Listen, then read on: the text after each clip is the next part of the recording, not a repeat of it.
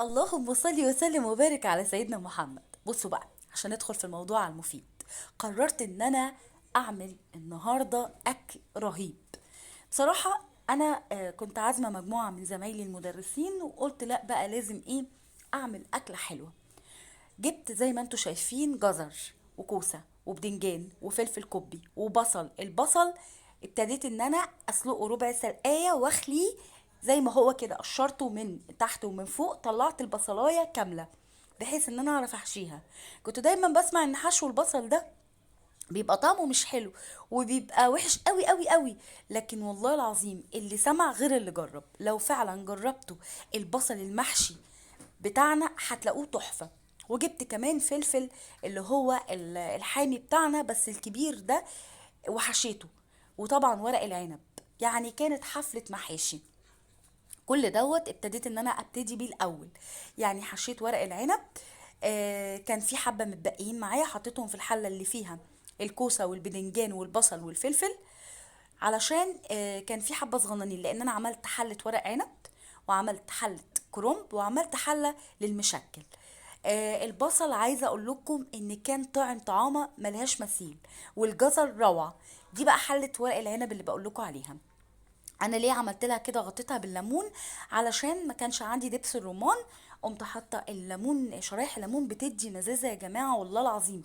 اللي لسه عروسه وبتجرب في بيتها والله لو عملتي الطريقه دي هتدعيلي. حطيت دي عيدان شبت، خدت الشبت وقمت حطاه كده عيدان من فوق، ونزلت عليه بترانشات الليمون. دي كانت حلة ورق العنب، خلصت مني صراحة. ابتديت بأول حاجة بحلة ورق العنب، وبعد كده علشان اعرف اعمله اللي هي صوابع صغيرة، والحبة اللي اتبقوا معايا حطيتهم في الحلة التانية بتاعة المشكل. ودخلت بقى اخر حاجة على الكرنب. الكرنباية بقى الحلوة تعرفيها منين؟ ورقها ما يبقاش تخين، ده رقم واحد، ويبقى لونها مبيض مش مخضر قوي. تاني حاجة الكرومباية عشان تطلع معاكي بأسهل حاجة، بصراحة ما اكدبش عليكم، هناك الناس اللي بيساعدونا تمام، جابت لي الكرومباية متقطعة نصين من السوق. الست اللي بتبيع لي الحاجة من السوق قطعتها لي نصين وقالت لي على السلق. وفعلا والله العظيم خدتها زي ما هي متقطعة، انا كملتها على اربعة، قطعتها على اربع تربع، ودخلت كل ربع في الحله يستوى. عايزه اقول لكم ان كله طلع بنفس المقاسات. اول مره في حياتي اطلع حله بنفس المقاس بنفس السمك كلها واحد. الطريقه دي جباره، لاي عروسه جربيها مش هتندمي. والفراخ دي كانت شوربه لحمه مش فراخ. انا عملت سلقت لحمه وخدت منها حبه وحطيت عليهم الصلصه اللي انتوا شايفينها دي. دي شوربة لحمة يا جماعة مش فراخ. وعلى فكرة شوربة اللحمة بتاعتها برضو شوربة الفراخ جميلة مع المحشي. وابتديت ان انا بقى مش كلها دي هحطها لان انا ليها استخدامات تانية، انا هاخد منها بس يا دوبك يغطي معايا المحشي. هوريكم بس السمك اللي انا هاخده دلوقتي عشان الصورة تبقى واضحة. هتشوفوا فين لحد فين الحلة المية بتاعتها واصلة، عشان محدش يحط بالزيادة يا جماعة، عشان المحشي ما هيبتدي ان يكلكع مننا وهنبص نلاقيه هيبتدي آه يتهرى. وانا مش عايزه المحشي يتهرى، عايزه الصبع يطلع بصبع. بصوا انا هنا كده كنت حطيت حوالي كوبايه ونص شوربه لحمه بالصلصه. تمام. وبعد ما حطيتها ابتديت احط الشياطه تحت منها. كل الحلل عندي شياطه بتاعي، يعني شياطه تحت كل حله. وطيت النار خالص وحطيت غطا طبق، قفلتها بطبق، كل حله قفلتها بطبق، وفوق بالطبق ده غطا الحله علشان تستوى سوى ممتاز وجميل. طبعا عايزه اقول لكم ان انا جبت فراخ كنت عامله، دي كانت عباره عن دبابيس فراخ، فقطعت عليها جزر وقطعت عليها بصل اخضر اللي هو اللي بالعيدان، وقطعت عليها فرومي. شايفين الفرومي ده انا زرعاه عندي في البلكونه، ونزلت عليها بليمون. عايزه اقول لكم والله العظيم التتبيله دي رهيبه. دي كانت في حلة لوحدها، تبلتها جزر فلفل اسمر وملح وبقى وبهارات وكمونك وكده، وحطيتها في الفرن.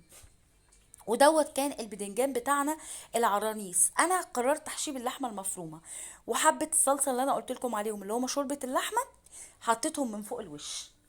دوت بدنجان عادي خالص بتاعنا.